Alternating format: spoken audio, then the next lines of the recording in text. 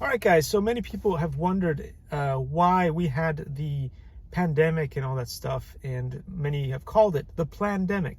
And perhaps it was a plandemic. Perhaps it was a way for people to analyze how people would react to something great and grave, such as, the understanding of something that is beyond their understanding of science, right?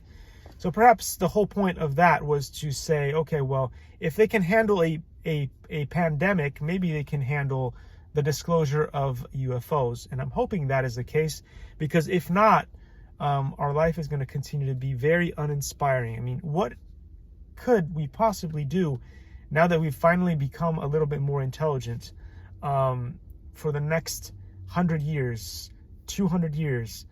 I mean, life is really uninspiring if you think about it. If we're still stuck in a system of capitalism and stuff like that. Now, capitalism itself, I have no problems with. The problem that I have with capitalism is it's not working because it's not reaching all the people that it's supposed to. Capitalism as a foundation is fantastic, so long as everybody can be part of it. The second capitalism stops other people from being part of it, then that's where all the problems arise. And so nothing could be smarter than to be able to create something new, innovative, and so on and so forth. But when everything becomes better, faster, cheaper, eventually people don't have jobs.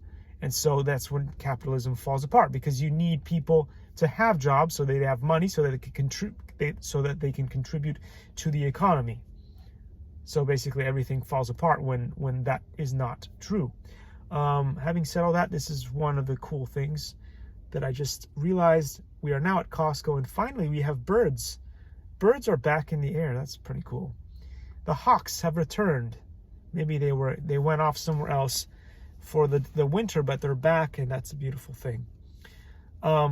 Anyway, going back to capitalism, let's talk about this in a relationship point of view, right? If you are a alpha male, right? Because there's this thing about red pill people.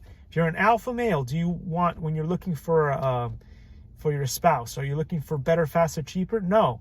Then maybe you should create your company under a better philosophy. Maybe you should be looking at your partner in the same way as you are trying to build your new company, and then maybe you'd be happier. Just saying. I'm pretty sure you don't want your women to be better, faster, cheaper. And so maybe that's not the way you should handle your business as well, because there's only so far that you can go better, faster, cheaper before people get angry because they've got nothing to do. So anyway, how are we going to handle a situation where further down the line where people don't need to work anymore? Well, I'm pretty sure that people already have plenty of ideas of what they would like to do if money wasn't an issue, if they could just exist on planet Earth. So I don't think that's a problem. And I'm hoping actually that artificial intelligence, the disclosure of UFOs, is going to finally help us get to a point where we can finally reach that goal of, yes, nobody really needs to work, but people will want to work for just, there's an Italian saying which is il lavoro nobilita l'uomo. And basically what that means is that having a function gives nobility to the human condition. And so basically, if you are a human without a function, without a goal, then it's hard for you to be noble. So you'll basically fall out of line, you'll do crazy stuff, and possibly, the other thing is the mothers of all evil are what? Wanting control, so basically enslaving others. There is boredom, where if you don't have any goals, if you've already achieved everything that you've ever wanted to achieve, then you go searching for something new, and often that leads you to do something destructive and horrible. But anyway, those are the main things that we're going to have to deal with in the modern world, where, let's say, everybody has just everything that they need to survive. Basics of food, water, and shelter. will be available, so you won't have to think about, working in order to get things. But hopefully our better nature will allow us to create goals and collaborate and do really cool things anyway. Even though machines will be able to do everything that we can do better than we can do it, but we can have collaborations with machines that will allow us to create things that are beneficial to ourselves. Most importantly, we won't have to fight with diseases anymore because we will have machines smarter than us, and perhaps we can dedicate ourselves to perhaps even living longer lives, but most importantly, having things that are more inspiring than just going to work and grinding ourselves into the ground,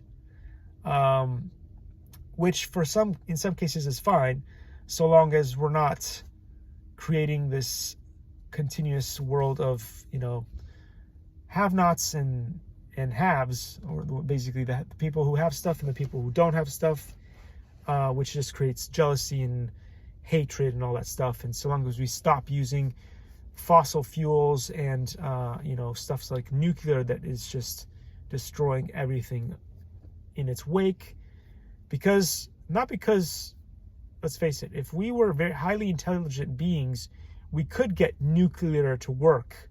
We can make nuclear safe. We could stop people from misusing it. We could control the weather. We could control natural disasters and stop things from getting out of hand. But the thing is, we're not smart enough to do that. So as stupid humans, we can't use nuclear the right way. And we cannot control the weather, and we cannot stop the possibility of a polar shift. What happens when a polar shift knocks everything backwards? Of course, anything that is a nuclear power plant is going to collapse. You won't have enough time to turn everything off. Whatever pollutants are going to go into the air, water, and soil. That's just like an obvious thing that will happen. So let's think about all these things and work together for a positive future, because we do want civilization to continue to exist. And also remember, most important thing of all is we must, as a society, protect our women, because without women there is no society, there is no civilization. And if you don't get that, then you probably should. I'm always about finding the root causes of problems, and that is number one. We do need to protect our women. And with that, thanks for watching, and I'll see you all in the next disaster. Take care, guys.